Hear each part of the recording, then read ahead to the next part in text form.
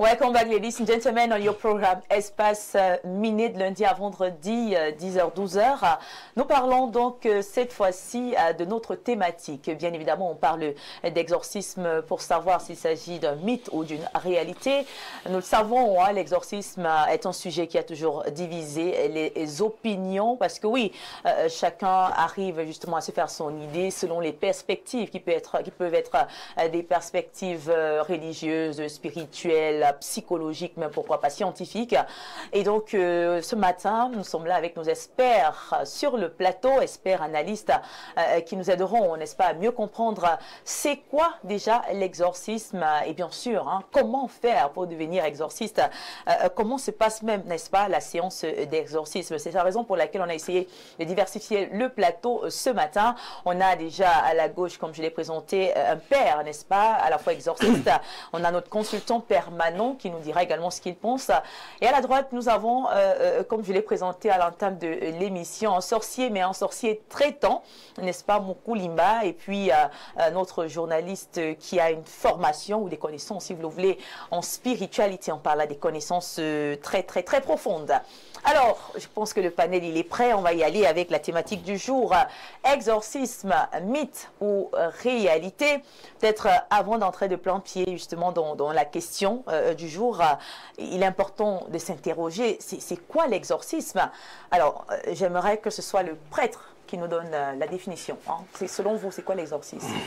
Oui, l'exorcisme, en fait, c'est une réalité. L'exorcisme, c'est un ensemble d'éléments, un rituel religieux qui consiste à expulser, n'est-ce pas, un esprit maléfique qui s'est emparé d'un corps humain. Ça peut être un corps humain, le plus souvent c'est un corps humain, ça peut être même sur un animal ou même dans un objet. C'est ce qu'on appelle exorcisme, cet ensemble de rituels qui permet donc de chasser, en termes clairs, un esprit maléfique qui a hanté, n'est-ce pas, un être humain. D'accord, bon, peut-être cela, c'est du point de vue religieux, tout simplement, spirituel. Oui. Maintenant, on peut avoir une autre définition, une autre approche, n'est-ce pas, du point de vue peut-être mental, qui pourrait être une réponse face à quelqu'un qui peut avoir des troubles mentaux, ça peut être une approche scientifique. Je me retourne cette fois-ci vers Alain Douc pour qu'il puisse nous dire, n'est-ce pas, quelle est sa position concernant l'exorcisme ce matin. Bien, vous savez, la définition de l'abbé est tout à fait vraie. Mais moi, comme vous le savez, j'ai cette déformation qui veut qu'avant de traiter un sujet et l'actualiser, je rentre toujours aux origines pour qu'on comprenne d'où on est parti pour en arriver où nous sommes. Alors, le mot exorcisme vient en réalité, je vais dire philologiquement, étymologiquement, d'un mot grec et romain. Hein, parce qu'il y a son équivalent romain, ça a commencé avec les Grecs, exorcismos. Et puis on a la particule exorcismus, maintenant en latin, qui représente quoi en réalité? Quand on parle d'exorcisme, d'après l'étymologie, et originellement, c'est quoi? C'est l'action de contraindre quelqu'un ou une entité à faire quelque chose en prêtant un serment. C'est de ça qu'il s'agit originellement. Donc on va vous amener à agir d'une certaine façon, et pour le faire, vous engagez par la parole. Et vous savez, j'ai souvent dit ici que dans les rituels magiques, on a beau utiliser le médium sang ou, je ne sais pas moi, d'autres éléments, vous verrez que la plupart du temps, pour sceller le rituel, on utilise la parole, le verbe, finalement, pour formuler une parole qui va sceller, concrétiser le rituel. Donc, avant l'ère chrétienne, parce que dans le système catholique,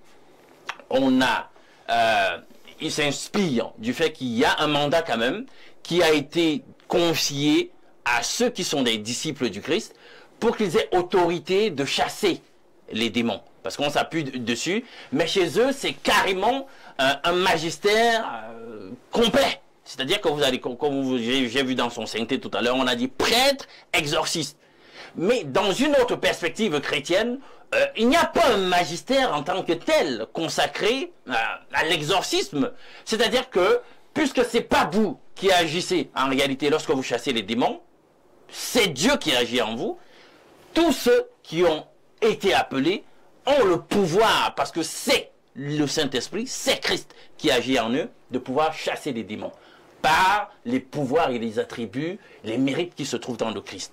Avant l'ère chrétienne, il y avait déjà des exorcismes, puisque la religion, les religions existent bien avant le christianisme en tant que religion de l'Empire, etc.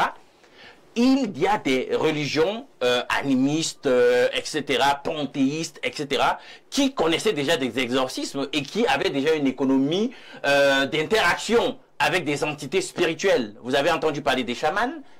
Chez les chamans, il y a des rituels pour conjurer un certain nombre de choses, chasser des démons, etc., disent-ils.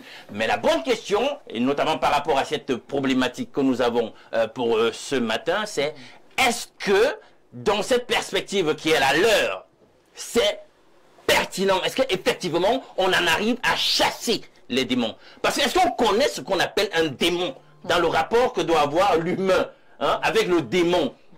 Est-ce qu'on sait exactement ce que représente un démon? Parce que c'est un ange déchu. Est-ce que nous sommes à leur hauteur au point où un humain peut dire qu'il peut défier un démon, un ange déchu? C'est là où cette problématique devient intéressante. Et d'ailleurs, moi, j'aimerais savoir ce matin où vont ces démons, vraiment, après les avoir extirpés du corps humain. Mais avant, on va peut-être prendre également l'avis du grand maître Moukou Limba qui est avec nous ce matin. Parce que oui, beaucoup semblent ne pas prendre l'exorcisme comme étant quelque chose de réel, comme quelque chose de vrai. D'autres pensent que c'est un mythe, c'est une illusion qui est alimentée peut-être par certaines cultures, par certaines croyances culturelles, par certains troubles mentaux, même qu'on peut faire parfois attribuer justement à la possession. Quelle est votre position concernant l'exorcisme ce matin? Oui, Madame Viviane, il faut déjà noter que de manière scientifique, l'exorcisme est un mythe. Parce que les scientifiques n'acceptent pas ou ne croient pas que le démon peut vivre dans une personne. Donc, on a fait toutes les recherches, ils refusent cela. Mais dans le plan traditionnel, puisque je représente la tradition ici, il faut dire qu'il est possible que quelqu'un qui est dépositaire des pouvoirs cosmiques, qui maîtrise un certain nombre d'éléments, parce que l'homme étant conscient de cet corps, il est donc possible que quelqu'un qui a des pouvoirs, qui a des forces, pu prendre en possession une personne. Donc il entre en lui par l'esprit et il commence à le faire. C'est comme par exemple la télé et la télécommande, où quelqu'un, vous n'allez pas expliquer de manière logique ce qui fait en sorte que la télécommande puisse commander la télé en changeant des chaînes. Mais il y a quand même des gens qui ont fait ce domaine, qui vont t'expliquer cela. Donc, en tant que mystique, oui, l'esprit peut vivre en une personne et il faut donc enlever cet esprit-là, il faut déconnecter cet esprit qui est en toi pour que tu sois libre. La preuve, Jésus-Christ auquel les chrétiens prient, il avait quand même enlevé les démons et jeté ça dans les ports. Ça, c'est une preuve qu'il y a quand même les esprits qui peuvent vivre dans une personne. Et quand l'esprit est en toi, tu fais donc la volonté de celui qui t'a possédé. La volonté de celui qui est en toi. S'il décide que tu vas faire du mal à une personne, tu vas effectivement faire ce mal qu'il t'envoie. C'est pour ça que parfois, il y a des réactions auxquelles tu agis, mais tu n'agis pas à ta volonté, mais à la volonté de celui qui te possède. D'accord.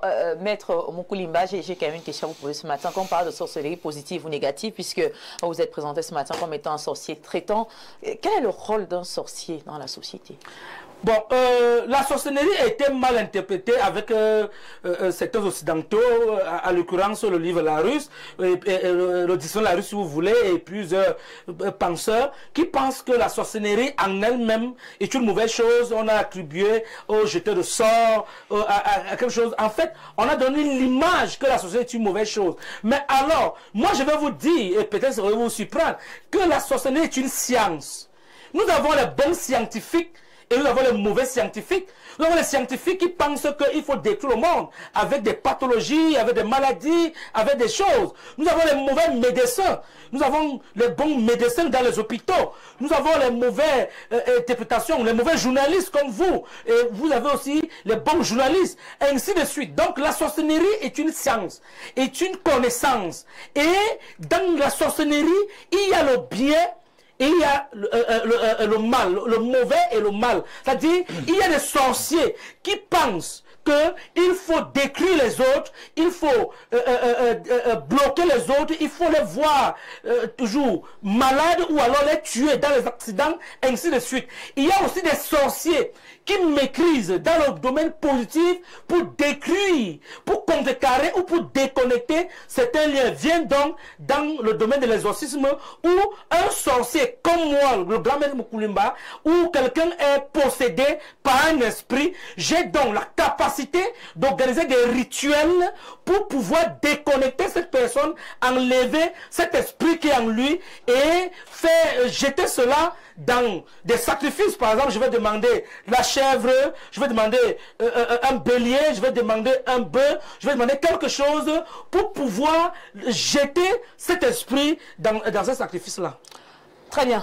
Et qu'est-ce qu'on retient donc? Le rôle du sorcier dans la société, c'est quoi exactement? On retient qu'il y a les bons sorciers et il y a les mauvais sorciers. Mais le rôle du sorcier, c'est quoi? C'est la connaissance, c'est la science. Ça dépend du domaine que le sorcier a choisi. D'accord. Ok, merci beaucoup Pierre Birou-Nyemek, notre consultant permanent qui a certainement beaucoup de choses à nous dire ce matin concernant cette thématique parce que beaucoup de personnes, malgré tout ce qui a été dit, rejettent donc, selon peut-être leur culture, hein, l'idée de possession, l'idée, voilà, on va dire quoi, oui, d'être possédé et donc de devoir passer justement, voilà, par un exorcisme. Pierre Birou-Nyemek, quelle est votre approche ce matin concernant l'exorcisme?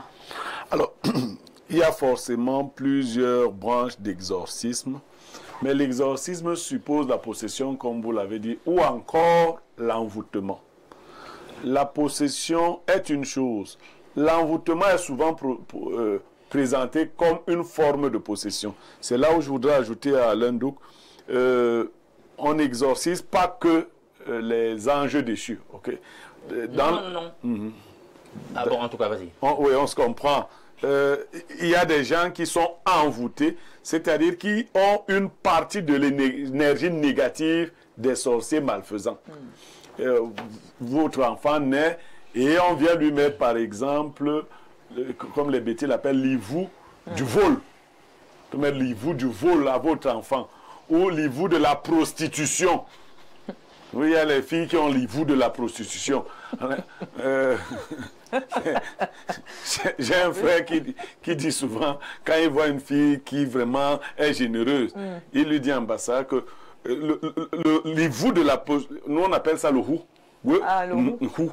Pour ce que vous appelez ivou, nous appelons ça hou.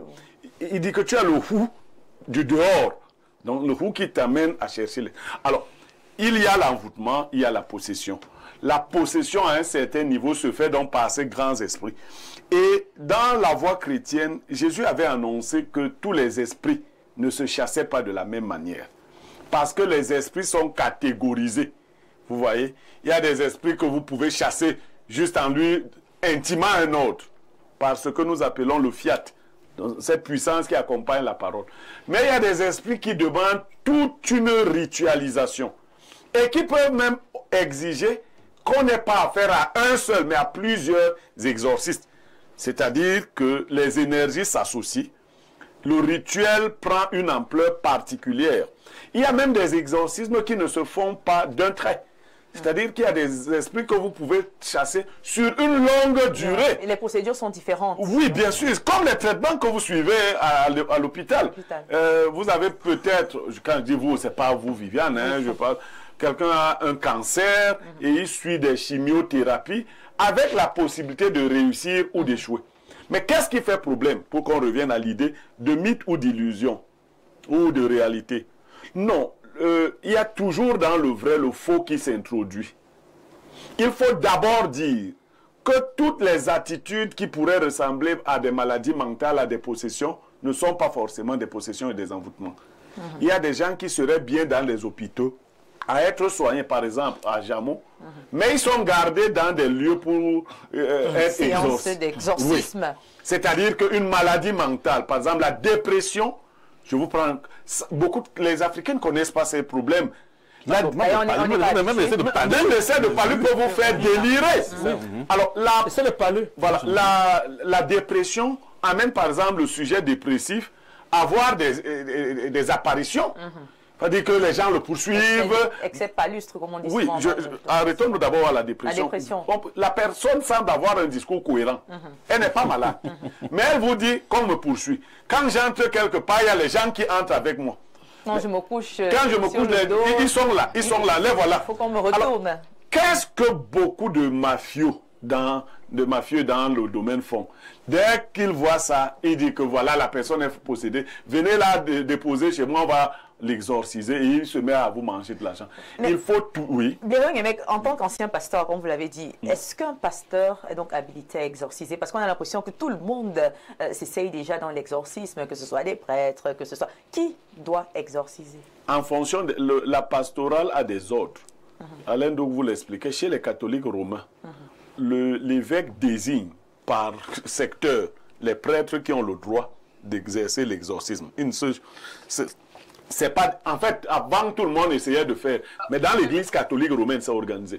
Chez les orthodoxes, je vous ai dit, ils sont à la base des exorcistes. Chez les protestants, c'est différent. Le pasteur ne se dit pas exorciste. Qu'est-ce qui arrive chez le pasteur? Le pasteur prie simplement sur toi, et si un esprit se manifeste, il continue sa prière dans le but de chasser.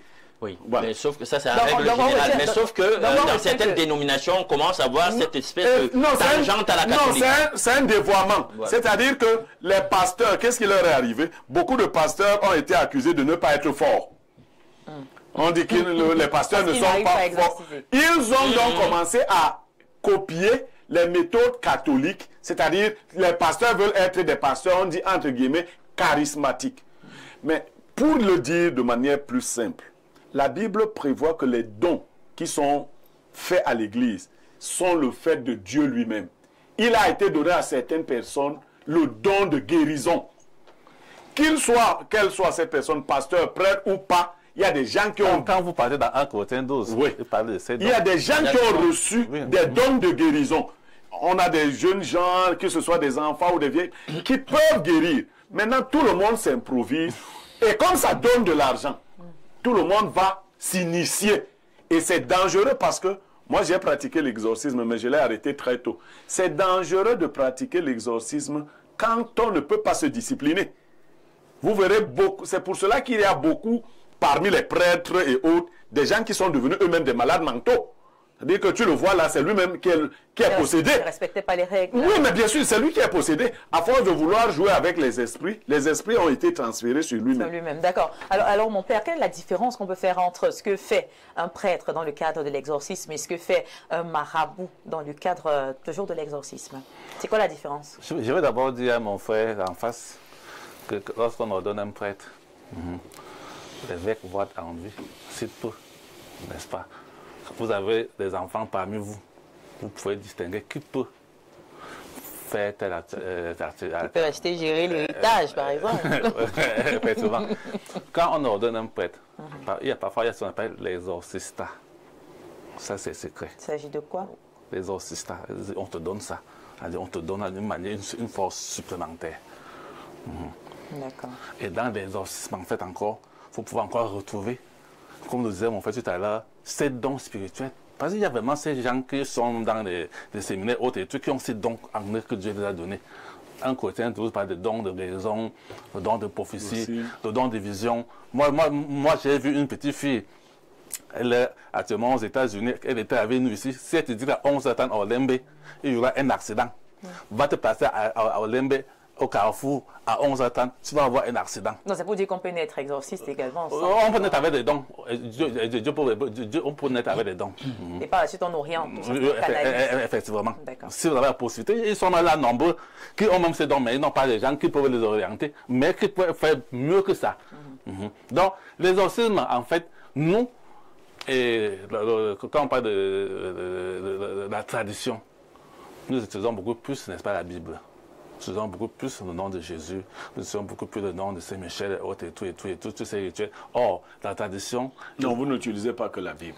La tradition... Non, non, attends, c'est un ensemble d'éléments. Non, dites les éléments vous allez diaboliser les éléments que vous utilisez. La Bible, vous n'utilisez même pas. Écoutez, moi, j'utilise la Bible. Moi. Uniquement la Bible. Moi. Vous utilisez uniquement la Bible. Écoutez, c'est un ensemble des éléments que je mets. Vous utilisez uniquement la Bible. Pourquoi vous utilisez Écoutez d'abord, pourquoi vous voulez... Non, laissez-moi bavarder. Non, laissez-moi bavarder. Allez-y. C'est qui m'entend parler aujourd'hui, ici, sur ce plateau. Oui, mon père. Ça fait depuis 17 ans. Je m'appelle Père Christophe Ayuna. Même les ministres, moi j'en ai fait. Écoutez. Et quand on parle d'exorcisme, je suis bien assis. D'accord. Ça, c'est une autre problématique.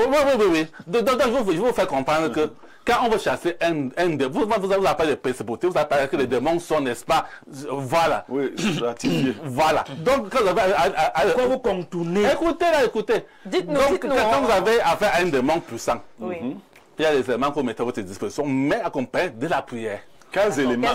Vous puisez un peu dans la tradition, c'est ce que vous voulez dire? Non, je peux utiliser juste peut-être de l'encens, comme ça. Peut-être le sel béni, on appelle ça les sacramentaux chez nous. Et puis ça nous aide, n'est-ce pas, à expulser un démon dans un corps. Bon, c'est pour dire que, voilà, l'autre côté n'utilise pas forcément effectivement. les mêmes choses. Oui. Alors, j'aimerais passer la parole au grand maître Mukoulimba pour voir, vous, de votre côté, qu'est-ce que vous utilisez pour l'exorcisme?